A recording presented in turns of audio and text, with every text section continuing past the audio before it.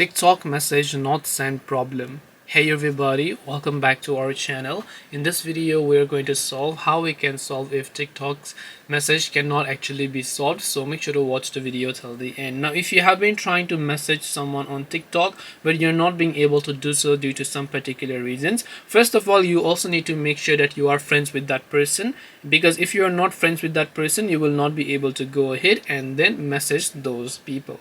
The other thing you can try to do is just check your internet connection.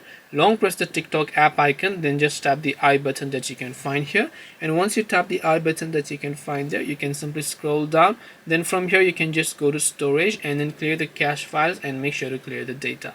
Once you have done that, you will be able to go ahead and then basically reopen TikTok, relog into your account and see if that helps you solve the problem.